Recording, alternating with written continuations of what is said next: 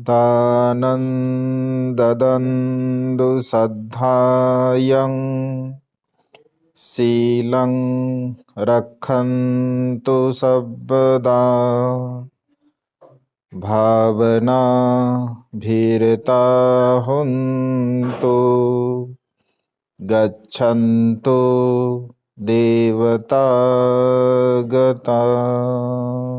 विश्ववंदनीय विश्व शांतिदूत प्रज्ञाशील समाधीचे उद्गाता महान करुणावान करुणेचा सागर तथागत सम्यक संबुद्ध तथागतांचा पावन पवित्र सद्धम्म, त्या सद्धम्माचा सातत्याने प्रचार आणि प्रसार करणारा सदा पूजनीय भिक्खू संघ, बुद्ध धम्म आणि संघ या महान तीन रत्नाची आम्हा सर्वांना माहिती करून देणारे, आम्हा सर्वांचा आधारस्तंभ भारतीय घटनेचे शिल्पकार बोधिसत्व गुणपेतांग डॉक्टर बाबासाहेब आंबेडकर यांच्या धम्मक्रांतीमध्ये संपूर्ण जीवन समर्पित करतो। आज या मंगलमय प्रसंगी श्रद्धासंपन्न उपासक घोणमोडे परिवार या परिवारामध्ये उपस्थित आपणा सर्वांप्रती मंगलमैत्री करण्यासाठी आशीर्वाद देण्यासाठी उपस्थित असणारे पूजनीय भिक्खू करुणानंदजी स्थवीर दी ग्रेट हॅपीनेस या यूट्यूब चॅनलचे संचालक, ज्यांनी अत्यंत सुंदर आणि मार्मिक अशी देशना आपणा सर्वांच्या हितासाठी सुखासाठी दिली, असे पूजनीय भिक्खू एन धम्मानंदजी सर्च रिसर्च या यूट्यूब चॅनलचे संचालक व सर्वच श्रद्धासंपन्न उपासक उपासिका। आज आपण हे जे दान पुण्य केलेलं आहे, महान आणि असीम असं हे कुशल कर्म, हे पुण्यकर्म आज आपण केलेलं आहे।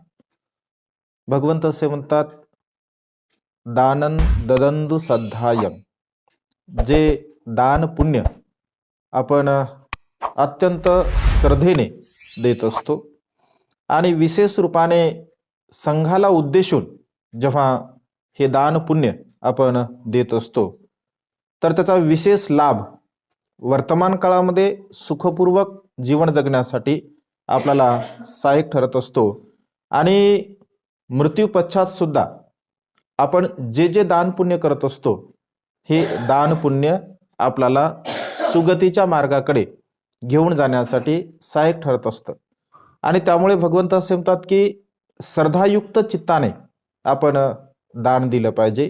दानं ददन्तु सद्धायं शीलं रक्षन्तु सर्वदा, शीलाचं रक्षण आपण केलं पाहिजे।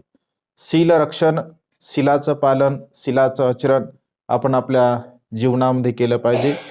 भावना धीरता हुंतु, आपण जे पुण्यकर्म करत असतो, जे जे कुशल कर्म आपण करत असतो त्याची भावना आपण केली पाहिजे, म्हणजे चिंतन केलं पाहिजे। मी हे कुशल कर्म केलं आहे, मी पुण्यकर्म केलं आहे, अत्यंत श्रद्धेने हे मी पुण्यकर्म केलं, कुशल कर्म केलं, अशा प्रकारचं चिंतन मनन जेव्हा आपण वारंवार करत असतो, म्हणजे चांगल्या कर्माची भावना आपण सदा सर्व काळ केली पाहिजे। तर हे कर्म केल्यामुळे आपण देवता गतीला प्राप्त होत असतो। देवता गती म्हणजे सुखाची अवस्था। वर्तमान काळामध्ये जी सुखाची अवस्था भगवंताने सांगितलेली आहे, निब्बानं परमं सुखं वदंती बुद्धा, अशा प्रकारचं म्हटलं आहे। म्हणजे निर्वाण हे सर्वश्रेष्ठ सुख आहे। निब्बाणासारखं सुख या सृष्टीमध्ये कोणत्याही प्रकारचं नाही असं भगवंताने म्हटलं आणि दान पुण्य कर्म करून, शीलाचं पालन करून, प्रज्ञेचा अभ्यास करून जे सुख आपल्याला प्राप्त होत असते तर ते निर्वाणगामी मार्गाकडे घेऊन जाणारं सुख आपल्याला प्राप्त होत असते। त्यामुळे सदा सर्व काळ हे दान पुण्याचं कर्म आपण केलं पाहिजे। बऱ्याच दिवसापासून आईची तशी इच्छा होती, याही पूर्वी आपल्या परिवारामध्ये आम्ही आलो होतो, बुद्धपूजा झाली, बंधूंची धम्मदेशना झाली आणि यावेळेस सुद्धा भिक्खू संघाने आपल्याकडे यावं हा एक विशेष आग्रह आईचा वारंवार भंतेंना फोन करताना असायचा. आणि खरं तर ही जी तारीख जी लेट झाली तर भिक्खू संघाच्या म्हणजे तारखा वेळ न मिळाल्यामुळे आपण बघत आहात की सतत आमचा म्हणजे फिरतीवरती दौरा असतो, सतत आम्ही फिरत असतो. भंतेजी ज्ञानरक्षित भंतेजी थोडे बिझी असल्यामुळे ते येऊ शकले नाही. आणि तरी सुद्धा जी चेतना आहे, चेतनाहं कमंग भिक्कवे असं भगवंतांनी म्हटलं आहे. म्हणजे आईची जी चेतना आहे, बाबांची जी चेतना आहे किंवा जी परिवारांची जी चेतना आहे, तर संघाला उद्देशून दान देण्याची त्यांची ती चेतना आहे. आणि अशा प्रकारची चेतना जेव्हा आपण आपल्या चित्तामध्ये धारण करत असतो तर ते महान आणि असीम असं फळ प्राप्त करून देणारे आपल्यासाठी ठरत असते. दानाचा उपदेश भगवंतांनी अनेक ठिकाणी केला. कारण दान ही अशी वस्तू आहे किंवा दान हे धम्मातील अशा प्रकारचं अंग आहे की दानाशिवाय काहीच होऊ शकत नाही. दानाशिवाय म्हणजे दान हा दुःख मुक्तीचा पाया आहे असं भगवंतांनी म्हटलं आहे. म्हणजे दान पाया जर मजबूत असेल तर वरील जे काही धम्म आहे, तत्वज्ञान आहे, तर ते तत्वज्ञान या धम्म दानाच्या पायावरती आधारित राहून म्हणजे समोरचे जे काही कुशल कर्म आहे, पुण्यकर्म आहे, तर ते कर्म आपण करू शकतो. दान कर्म करणे किंवा दान देणे हे सर्वसामान्य व्यक्तींची गोष्ट नाही आहे. म्हणजे दान जे दिलं जातं किंवा दान देण्याची जी चेतना निर्माण होत असते ते सर्वसामान्य व्यक्ती देऊ शकत नाही. कारण दान हा बोधिसत्वाचा गुण आहे. दान हा बुद्धत्वाकडे घेऊन जाणारा एक सुखाचा मार्ग आहे. म्हणजे दान कर्म हे बुद्धत्वाकडे आपल्याला घेऊन जात असते. दान कर्म हे दुःखमुक्तीकडे आपल्याला घेऊन जात असते. दान कर्म हे निब्बाणाकडे आपल्याला घेऊन जात असते. आणि दान भावना जेव्हा जेव्हा आपल्या चित्तामध्ये निर्माण होत असते तर ती भावना आपल्या मनातील लोभाला कमी करत असते.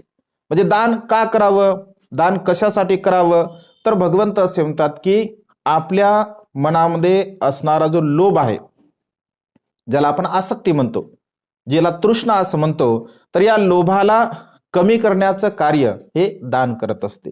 सहजासहजी मनुष्य दान करत नाही. कारण मनुष्याचं चित्त हे लोभाने ग्रासलेलं असतं. मनुष्याच्या चित्तामध्ये वेगवेगळ्या प्रकारचा लोभ असतो आणि वेगवेगळ्या प्रकारचा लोभ असल्या कारणाने सहजासहजी मनुष्य दान पुण्य करू शकत नाही. कारण दान म्हणजे देणे, दान म्हणजे देणे.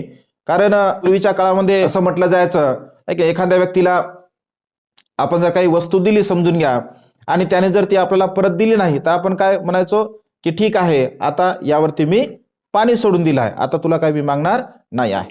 दान देणे म्हणजे पाणी सोडून देणे, म्हणजे त्या वस्तूच्या प्रती माझ्या चित्तामध्ये आता कोणत्या प्रकारची लालसा नाही आहे, लोभ नाही आहे. आणि त्यामुळे बुद्ध काळामध्ये ही पद्धती होती. जेव्हा जेव्हा भगवंताला दान दिलं जायचं, जसं जेतवन भगवंताला दान दिलं तर अनाथ पिंडकाने पाणी सोडून ते दान दिलं. माता विशाखेने पूर्वाराम विहार दिलं तर पाणी सोडून त्यांनी ते दान दिलं. आम्रपालीने आम्रवान दान दिलं, पाणी सोडून ते दान दिलं. जीवकाचं आम्रवन दान दिलं, त्याने ते पाणी सोडून दान दिलं. म्हणजे अशा प्रकारे बौद्ध साहित्यामध्ये असंख्य उदाहरणं आपल्याला पाहायला मिळतात की जे भगवंतासाठी आणि भिक्खू संघासाठी त्यांनी दान दिलेलं आहे. तर दान देण्यासाठी भगवंत असे म्हणतात 3 कर्म एकत्र येणं अत्यंत गरजेचं आहे. 3 कर्म जर एकत्र आले तर आपलं दान कर्म पूर्ण होऊ शकते. हे 3 कर्म जर एकत्र आले नाही तर आपलं कोणतंही दान कर्म पूर्ण होऊ शकत नाही. जसं पहिली गोष्ट आहे, आपल्या मनामध्ये श्रद्धा असणं अत्यंत गरजेचं आहे. बुद्धाप्रती, धम्माप्रती आणि संघाप्रती, या 3 रत्नांच्या प्रती आपल्या मनामध्ये श्रद्धा असणं अत्यंत गरजेचं आहे. हा पहिला गुण दान पूर्ण करण्यासाठी अत्यंत आवश्यक आहे. दुसरी गोष्ट, दान देण्यासाठी आपल्याकडे वस्तू सुद्धा असली पाहिजे. म्हणजे जे काही आपल्याला दान द्यायचं आहे तर ते दान वस्तू आपल्याकडे असली पाहिजे. ही दुसरी गोष्ट अत्यंत महत्त्वपूर्ण आहे. तिसरी गोष्ट, ज्यांना आपण देतो, ज्या व्यक्तींना आपल्याला द्यायचं आहे तर तो व्यक्ती तिथे प्रत्यक्ष रूपाने हजर असला पाहिजे, तेव्हा ते दान कर्म पूर्ण होऊ शकते. म्हणजे दान देण्यासाठी श्रद्धा असावी, दान देण्यासाठी वस्तू असावी आणि दान घेणारा योग्य व्यक्ती असावा. हे 3 कर्म जर एकत्र आले तर कोणतंही दान कर्म पूर्ण होऊ शकते, अन्यथा पूर्ण होऊ शकत नाही. जसं समजून घ्या, आपल्या मनामध्ये श्रद्धा आहे, अनंत श्रद्धा आहे आपल्या चित्तामध्ये दान पुण्य कर्म करण्याची, आणि घेणारा व्यक्ती सुद्धा आहे. परंतु कधी कधी संसारामध्ये राहत असताना प्रसंग असा येतो की आपल्याकडे देण्यासाठी काहीच नसतं. इच्छा तर खूप आहे देण्याची, परंतु देण्यासाठी मात्र काही नसतं, तेव्हा ते दान कर्म पूर्ण होऊ शकत नाही. जसं कधी कधी आपल्या मनामध्ये श्रद्धा सुद्धा असते, आपल्याकडे देण्यासाठी भरपूर काही असतं, परंतु नेमकं हे दान कुणाला द्यावं किंवा दान दिल्यानंतर काय लाभ होणार आहे असा श्रेष्ठ व्यक्तीच आपल्याला मिळत नाही. त्यामुळे तिथेही दान कर्म पूर्ण होऊ शकत नाही. कधी कधी असं होतं, आपल्याकडे देण्यासाठी खूप काही असतं, घेणारा श्रेष्ठ व्यक्ती सुद्धा आपल्या सहवासामध्ये असतो, आपल्या जवळ असतो, परंतु मनामध्ये इच्छाच नसते, मनामध्ये श्रद्धाच नसते, तेव्हाही ते दान कर्म पूर्ण होऊ शकत नाही. त्यामुळे इच्छा सुद्धा असावी, अर्थात श्रद्धा सुद्धा असावी, देण्यासाठी वस्तू सुद्धा असावी आणि घेणारा योग्य व्यक्ती सुद्धा असावा, तेव्हा हे दान कर्म पूर्ण होऊ शकते. राजा प्रसेनजित एकदा भगवंताकडे जातात आणि भगवंताला म्हणतात की भगवान, आपण नेहमी दानाबद्दल बोलता, दानाबद्दल उपदेश करता. भगवान, नेमकं दान कोणाला द्यावं किंवा दान दिल्यानंतर काय लाभ होतो, काय फायदा होतो, किंवा असं दान दिल्यानंतर म्हणजे अशा व्यक्तींना दान दिल्यानंतर त्याचा काही लगेच आपल्याला लाभ होतो का, असा प्रश्न राजा प्रसेनजित भगवंताला विचारत असतो. तेव्हा भगवंत अत्यंत म्हणजे साधं सोपं त्याच्या प्रश्नाचं उत्तर देतात.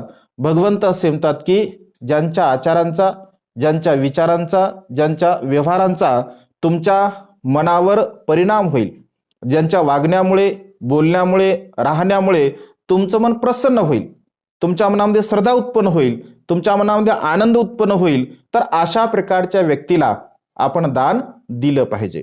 म्हणजे ज्यांना बघितल्याबरोबर आपल्या मनामध्ये एक श्रद्धा भाव निर्माण झाला पाहिजे, ज्यांना बघितल्याबरोबर एक उत्साहाची भावना आपल्या मनामध्ये निर्माण झाली पाहिजे, तर अशा व्यक्तींना भगवंताने दान द्यावं असं म्हटलं आहे. आणि मग त्याला अनुसरून भगवंत असे म्हणतात की जो भिक्खू संघ आहे, जो सदा सर्व काळ म्हणजे श्रेष्ठ मार्गाने मार्गक्रमण करणारा आहे, चांगल्या सुचरित मार्गाने जीवन जगणारा आहे, अशा प्रकारच्या संघाला पुण्यंखेतं लोकसाथी असं भगवंतांनी म्हटलं आहे.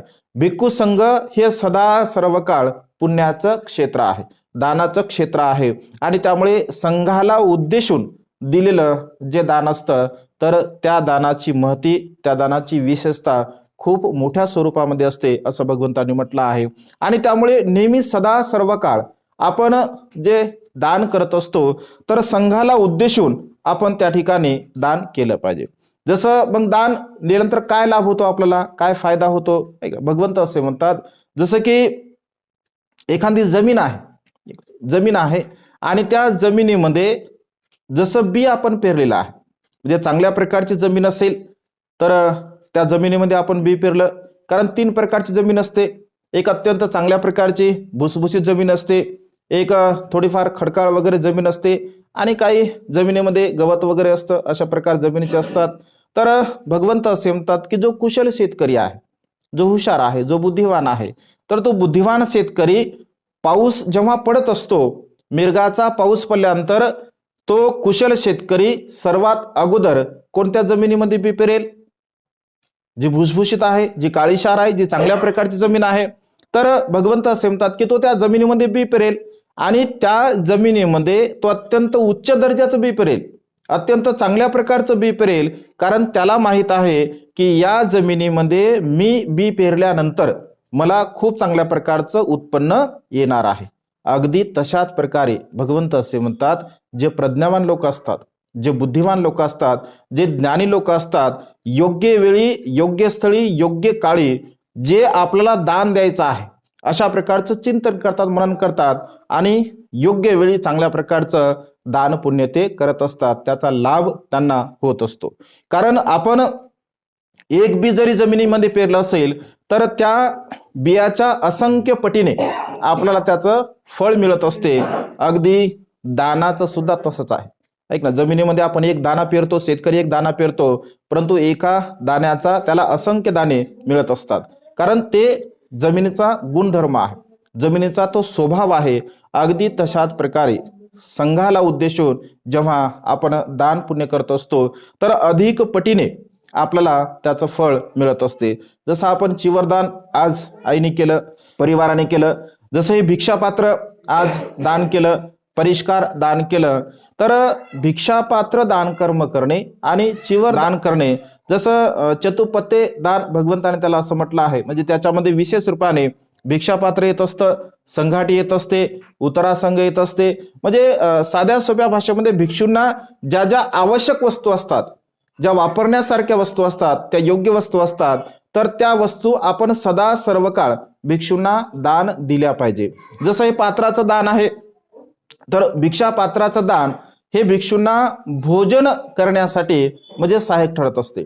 भोजन त्यामध्ये केलं जातं. वर्तमान काळामध्ये धम्मामध्ये एवढी फार मोठ्या स्वरूपामध्ये जागृती नसल्यामुळे आता हळूहळू लोकांमध्ये ते परिवर्तन होत आहे आणि हळूहळू भिक्षूंना ते भिक्षापात्र देत आहेत दान स्वरूपामध्ये. आणि ज्या ज्या भिक्षूंचं असं अधिष्ठान असतं तर ते पात्रामध्ये भोजन ग्रहण करतात, किंवा ज्यांना जसं जसं जमेल तशा प्रकारचं ते भोजन ग्रहण करतात. परंतु पात्रामध्ये भोजन करण्याचे जे फायदे आहे, जे लाभ आहे, जेव्हा भगवंत म्हणजे सिद्धार्थ गौतम जेव्हा राजगृहामध्ये प्रथम भिक्षाटन करत असतात आणि प्रथम भिक्षाटन केल्यानंतर ते म्हणतात की माझ्या संपूर्ण जीवनामध्ये आतापर्यंत एवढं स्वादिष्ट, एवढं रुचकर आणि एवढं चांगल्या प्रकारचं भोजन मी कधीही ग्रहण केलेलं नाही आहे. पात्रामध्ये जे भोजन दिलं जातं तर पात्रामध्ये भोजन करण्यामागचा जो उद्देश असतो, कारण पात्रामध्ये तुम्ही टाकता, वरण टाकता, भात टाकता, भाजी टाकता, जे काही तुमच्याकडे पदार्थ बनवले ते सगळं टाकता आणि मग ते सगळं मिक्स करून खावं लागतं. पात्रामध्ये भोजन करण्यामागचा उद्देश हा आहे की त्या दिलेल्या भोजनाची जी चव आहे ती चव कळाली नाही पाहिजे. पात्रामध्ये भोजन करण्याचा उद्देश काय असतो की भोजनाची चव नाही कळाली पाहिजे. कारण भोजनाची चव जर कळाली तर तिथे ज्याला जिभेची चोचले पुरवणे असं आपण म्हणत असतो, म्हणजे जिभेची चोचले पुरवणे हे एक प्रकारची तृष्णा आहे. तो सुद्धा एक प्रकारचा तृष्णेचा भाग आहे. म्हणजे अन्नाच्या प्रती चांगलं जर भोजन असेल तर मग ते अधिक अधिक आपल्याला रुचकर वाटतं किंवा चांगलं वाटतं किंवा अधिक आपण ते ग्रहण करत असतो. तर तो भोजन पात्र देण्यामागचा तो उद्देश आहे आणि त्या भोजनामुळे मनुष्याच्या जीवनामध्ये जो भोजनाच्या प्रती असणारा जो लोभ आहे तो लोभ मात्र कमी होत असतो. परिणामतः मनामध्ये एक विरक्त भाव असतो. मग भोजन ग्रहण कशासाठी, किंवा हे भोजन जे मी ग्रहण करत आहे तर माझ्या वर्तमान काळामध्ये उत्पन्न झालेल्या ज्या तृष्णा आहे या तृष्णेला नष्ट करण्यासाठी आणि भविष्य काळामध्ये कोणत्याही प्रकारच्या तृष्णा उत्पन्न होऊ नये यासाठी हे मी भोजन ग्रहण करत आहे, अशा प्रकारे त्यामागचा तो अर्थ होत असतो. त्यामुळे भिक्षा पात्र दान करणे हे सुद्धा महान आणि असीम असं पुण्यकर्म आहे. ते अनंत अनंत आपल्या जीवनामध्ये पुण्य प्राप्त करून देण्यासाठी आपल्याला सहाय्यक ठरत असतं. चिवर दान करणे सुद्धा, जसं हे आमच्या अंगावरचं चिवर आहे, कोणीतरी श्रद्धासंपन्न उपासकांनी ते चिवरदान केलं. वस्त्र हे लज्जा झाकण्यासाठी असतं. वस्त्र हे ऊन, वारा, पाऊस, ऐक ना, थंडी यापासून संरक्षण करण्यासाठी असतं. तर अशा प्रकारचं वस्त्र दिल्यामुळे सुद्धा आपल्या जीवनामध्ये महान आणि असीम असं पुण्य आपल्याला प्राप्त होत असते. श्रद्धायुक्त चित्ताने जेव्हा आपण हे दान पुण्य करत असतो तर त्याचा विशेष लाभ आपल्याला होत असतो. जसं माता विशाखेच्या संदर्भामध्ये भगवंताने अनेक वेळा माता विशाखेच्या दानाची स्तुती केलेली आहे. अनेक वेळा जेव्हा जेव्हा भगवंत उपदेश करत असत तेव्हा तेव्हा माता विशाखेच्या दान पारमितेच्या संदर्भामध्ये भगवंत उल्लेख करत असत. आणि वारंवार माता विशाखेचं जेव्हा भगवंत नाव घ्यायचे किंवा भगवंत उल्लेख करायचे तर एकदा मग भिक्षुनी प्रश्न विचारला की भगवान, माता विशाखा एवढी धनवान आहे आणि धनवान तर आहेच आहे, परंतु ती दानशूर सुद्धा आहे. कारण माता विशाखेने पूर्वाराम विहार बांधून दिला भगवंताला. 9 करोड रुपयाचा तिचा हार विहारामध्ये विसरला. त्या विहाराच्या बदल्यामध्ये तिने जागा घेतली. 9 करोड रुपयाचं विहार निर्माण केलं, 9 करोड रुपये दान उत्सवामध्ये खर्च केले, म्हणजे 27 करोड रुपये खर्च करून माता विशाखेने पूर्वाराम विहार निर्माण केलं. बुद्ध प्रमुख भिक्खू संघाला ते दान दिलं. आणि जेव्हा भिक्षू विचारतात की भगवान असं विशाखेने कोणतं कर्म केलं होतं, कारण प्रत्येक मनुष्याच्या जीवनामध्ये सर्वच गोष्टी प्राप्त होत नाहीत, सर्वांना सर्व काही गोष्टी प्राप्त होत नाहीत. म्हणजे आरोग्य सुद्धा मनुष्याला कधी कधी प्राप्त होते, कधी कधी प्राप्त होत नाही. धनसंपदा सुद्धा कधी प्राप्त होते, कधी प्राप्त होत नाही. सौंदर्य मनुष्याला कधी प्राप्त होते, कधी प्राप्त होत नाही. म्हणजे एक कमी एक असते तर दुसरा आपल्याकडे नसते. परंतु विशाखेच्या जीवनामध्ये मात्र असं नव्हतं. विशाखा आरोग्य संपन्न होती, विशाखा सुंदर होती, विशाखा धनवान होती, विशाखा दानशूर होती, परोपकार वृत्तीची भावना तिच्यामध्ये होती, परिवारक संपत्तीने विशाखा परिपूर्ण होती. म्हणजे संसारिक जीवनामध्ये असणाऱ्या सर्व प्रकारचे जे सुख आहे, ती सर्व प्रकारचे सुख माता विशाखेच्या जीवनामध्ये तिला प्राप्त झाले होते. पित्याकडे तर ती धनवान होतीच होती, परंतु पतीकडे जेव्हा ती आली तर पतीकडे सुद्धा ती धनवान होती. परिवार तिचा खूप विशाल होता, असं म्हटलं की 4000पेक्षा अधिक माता विशाखेच्या परिवारामध्ये लोक होते. आणि अशा प्रकारचं जीवन जगत असताना भिक्षू विचारतात की भगवान हे विशाखेला सर्वच प्राप्त झालं तर काय लाभ आहे, काय कारण आहे, कोणती घटना आहे की कोणतं पुण्य आहे असं की या पुण्याच्या बलाने माता विशाखेला ह्या सर्व गोष्टी प्राप्त झाल्या. तर भगवंत असे म्हणतात की भिक्षूंनो, तिने जे केलेलं फळ आहे, म्हणजे तिनं जे बी पेरलं होतं ते बी ते फळ आता उगवलेलं आहे. म्हणजे तिनं तसं बी पेरलं आणि त्या बियाचं फळ म्हणजे उत्पन्न तिला प्राप्त झालेलं आहे. तिच्या दानाच्या संदर्भामध्ये उल्लेख करताना भगवंत असे म्हणतात की भिक्षूंनो, एका प्रत्येक बुद्धाच्या काळामध्ये माता विशाखेने असा संकल्प केला होता की मला सुद्धा ह्या सर्व प्रकारच्या सुखाचा लाभ हो. आणि त्या सुखाचा लाभ होण्यासाठी तिने 20,000 भिक्षूंना एका वेळेस 4 प्रत्ययासह, त्यामध्ये भिक्षाटन म्हणजे भिक्षापात्र आलं, त्यामध्ये चिवर आलं, त्यामध्ये संघाटी आली, त्यामध्ये उत्तरासंघ आलं, त्यामध्ये आसन आलं, म्हणजे सर्व प्रकारचे भिक्षूंना लागणाऱ्या ज्या ज्या वस्तू असतात त्या सर्व प्रकारच्या वस्तू माता विशाखेने एका वेळेस 20,000 भिक्षूंना त्या ठिकाणी दान दिल्या होत्या. आणि सप्त महोत्सव तिने तशा प्रकारचा केला होता दान पुण्याचा. आणि त्या दान पुण्याच्या बलाने माता विशाखेने तशा प्रकारचे संकल्प केले होते आणि ते संकल्प तिचे पूर्णत्वास झाले होते. भगवंत असे म्हणतात की एक भगिनी, एक स्त्री जेव्हा श्रद्धायुक्त चित्ताने चिवर, भिक्षापात्र, संघाटी, उत्तरासंघ म्हणजे या सर्व प्रकारच्या वस्तू दान करत असते तर तिला 2 गोष्टींचा लाभ होत असतो. म्हणजे तिला ज्या प्रिय आहेत, तिला ज्या आवडणाऱ्या आहेत तर त्या आवडणाऱ्या गोष्टी तिला प्राप्त होतात. एक तर स्त्रीला सौंदर्य प्रिय असते, तर भगवंत असे म्हणतात की तिने जे दान पुण्य केलं असेल तर त्या दान पुण्याच्या बलाने तिला सौंदर्याचा लाभ होतो. दुसरी गोष्ट, तिला धनसंपदा सुद्धा प्राप्त होत असते, दागदागिने आदी तिला प्राप्त होत असते. म्हणजे तिला त्या आवडणाऱ्या गोष्टी आहे. भगवंत असे म्हणतात की स्त्रियाला ह्या 2 गोष्टी आवडणाऱ्या असतात, सौंदर्याची प्राप्ती व्हावी आणि धनसंपदा आपल्याकडे विशाल स्वरूपामध्ये असावी अशी मनोकामना असते.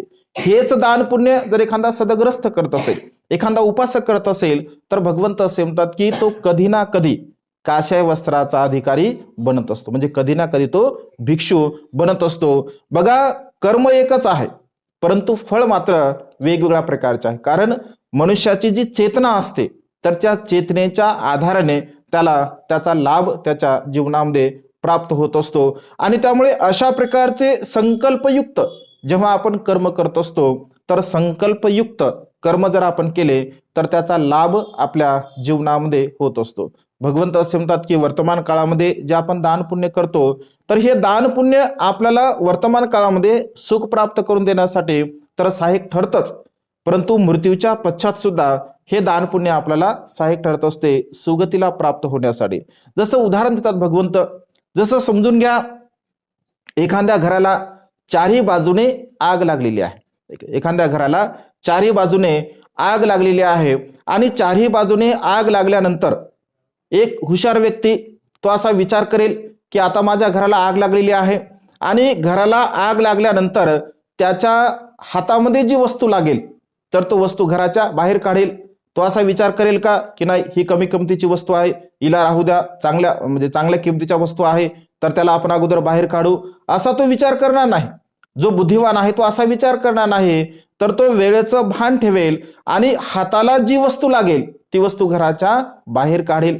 बाहेर काढल्यानंतर पूर्णतः घर बेचिराख होऊन जाईल, अग्नीमध्ये भस्म होईल आणि अग्नीमध्ये ते घर भस्म झाल्यानंतर अग्नीतून बाहेर काढलेल्या ज्या वस्तू आहेत, मग त्या कमी किमतीच्या असू द्या किंवा चांगल्या किमतीच्या असू द्या, त्या सदग्रथासाठी त्या उपयोगात येणार आहेत का नाही? येणार आहेत निश्चितपणे. भगवंत असे म्हणतात की अगदी तशाच प्रकारे हे संसार हे जळतं घर आहे. हे जे काही संसार आहे भगवंत असे म्हणतात हा एक प्रकारचा जळता अग्नी आहे. मनुष्य राग अग्नीने जळत आहे, द्वेष अग्नीने जळत आहे, मोह अग्नीने जळत आहे, मीपणाच्या अग्नीने जळत आहे. म्हणजे वेगवेगळ्या प्रकारच्या विकाराने मनुष्य जळत आहे आणि या जळत्या अग्नीच्या द्वारा म्हणजे या संपूर्ण संसारामध्ये मनुष्य अशा प्रकारे रागाने, द्वेषाने, लोभाने, मोहाने, मीपणाने म्हणजे सर्व प्रकारच्या विकाराने ग्रासलेला आहे.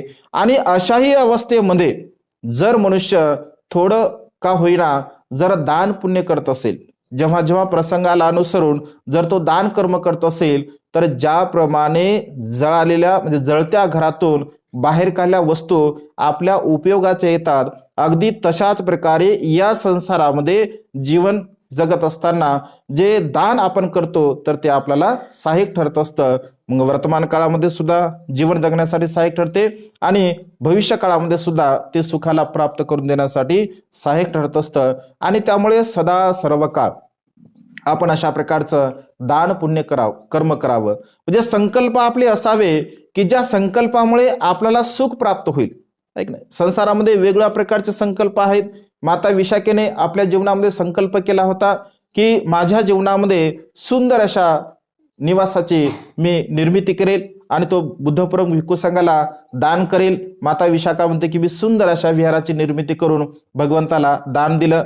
श्रावस्तीमध्ये येणारा प्रत्येक भिक्षू आणि जाणाऱ्या प्रत्येक भिक्षूला मी चिवर वस्त्र दान दिलं पाहिजे. मी असंख्य भिक्षूंना चिवर वस्त्र दान दिलं, ते माझा संकल्प पूर्ण झाला. श्रावस्तीमध्ये येणाऱ्या आणि जाणाऱ्या भिक्षूंना सुद्धा मी भोजन दान द्यावं, ते भोजन दानाचं सुद्धा माझं दान पुण्य म्हणजे पूर्ण झालेलं आहे. त्या भिक्षूंना मी औषध दान द्यावी, मी औषध सुद्धा भिक्षूंना दान दिले आहे. भिक्षूंना बसण्यासाठी ध्यान साधना करण्यासाठी मी आसन दान द्यावं, मी असंख्य आसन सुद्धा भिक्खू संघाला दान दिले आहे. म्हणजे भिक्खू संघासाठी जे जे आवश्यक लागणार आहे त्या सर्व प्रकारच्या वस्तूंचं मी दान देण्याचा संकल्प केला आणि तो संकल्प माझा पूर्णत्वास गेलेला आहे.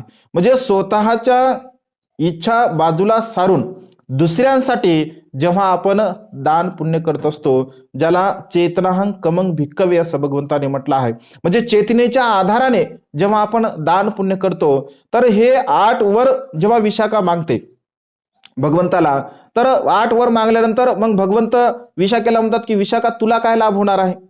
या भिक्षूंना जे तू भोजन देण्याचा वर मागत आहे, चिवर देण्याचा वर मागत आहे, शेनासन देण्याचा वर मागत आहे, औषध दान देण्याचा वर मागत आहे, गिलान पच्चे दान देण्याचा वर मागत आहे. म्हणजे सर्व प्रकारच्या सुखसुविधा भिक्षूंना मी पुरवेल अशा प्रकारचे तू वर मागत आहे. मग याचा तुला काय लाभ आहे, तुला काय फायदा आहे?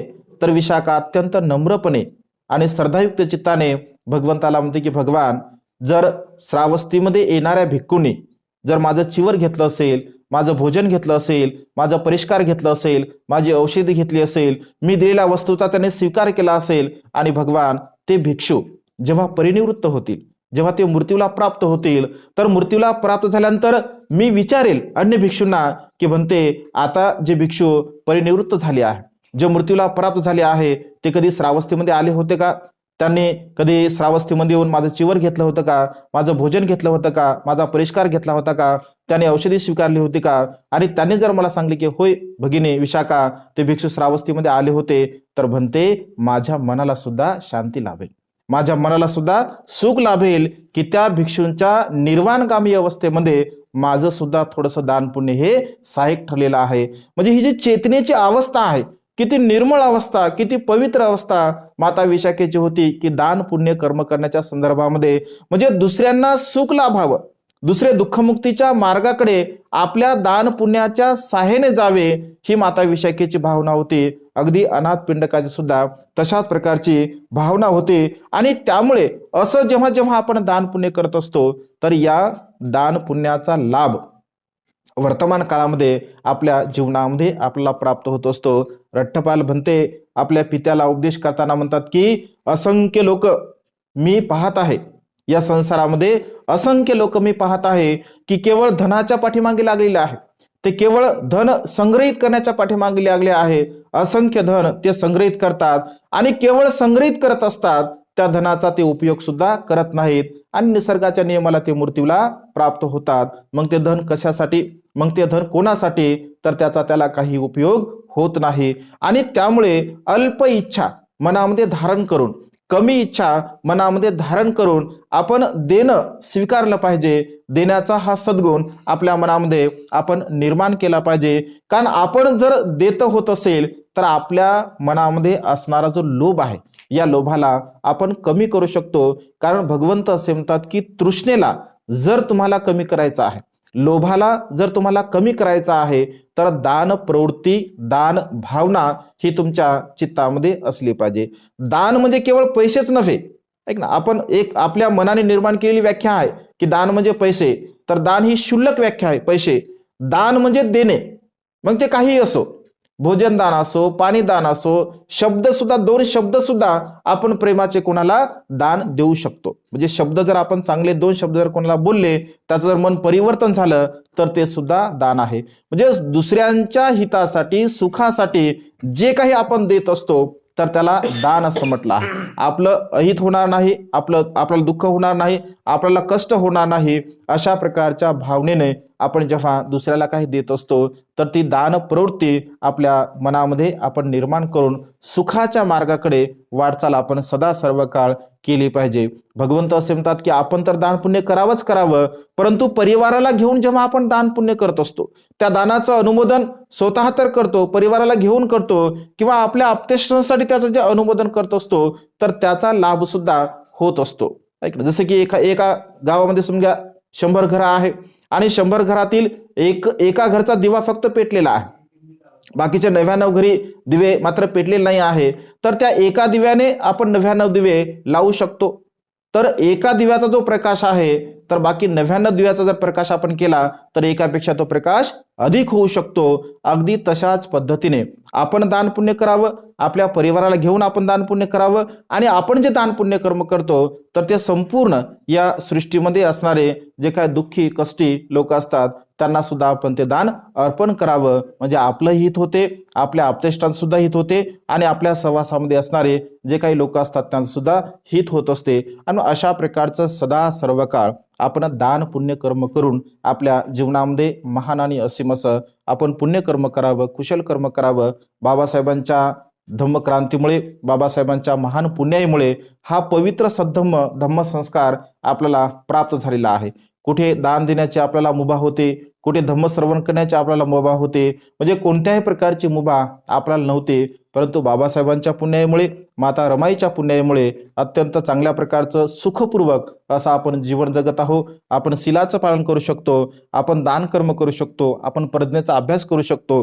म्हणजे एकंदरीत आपल्याला दुःखमुक्त होण्यासाठी जे जे काही कर्म आवश्यक आहेत ते सर्व प्रकारचे कर्म आपण बाबासाहेबांच्या पुण्याईमुळे करू शकतो. आणि त्यामुळे सदा सर्व काळ बाबासाहेबांच्या प्रती कृतज्ञ भाव आपल्या चित्तामध्ये असला पाहिजे. कृतज्ञ भाव सदा सर्व काळ आपण आपल्या मनामध्ये निर्माण केला पाहिजे की हे जे काही मी जीवन जगत आहे, हे सर्वस्व जीवन केवळ आणि केवळ बाबासाहेबांच्या धम्मक्रांतीमुळे, बाबासाहेबांच्या त्यागामुळे, माता रमाईच्या त्यागामुळे मला प्राप्त झालेला आहे. हा कृतज्ञ भाव सदा सर्व काळ मनामध्ये धारण करून आपण बाबासाहेबांच्या धम्मक्रांतीसाठी आपल्याला जे जे काही करता येत असेल ते करण्याचा प्रयत्न करावा. आपलं स्वतःचं जीवन एक सुखाच्या मार्गाकडे घेऊन जाण्याचा आपण प्रयत्न करावा. आज या मंगलमय प्रसंगी परिवाराने जे जे काही सकाळपासून भोजन दान दिलं आहे, चिवरदान दिलं आहे, परिष्कार दान दिलं आहे, पात्रदान दिलं आहे, आधी संपूर्ण या दान पुण्याच्या बलाने संपूर्ण परिवाराला त्यांच्या जीवनामध्ये सुख, समाधान, आयुष्य, वर्ण आणि बल प्राप्त हो.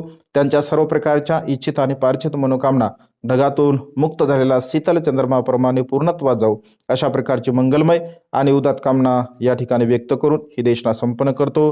सर्वांचं मंगल हो, सर्वांचं कल्याण हो, सर्वांना दीर्घायुष्य लाभो. साधु साधु साधु.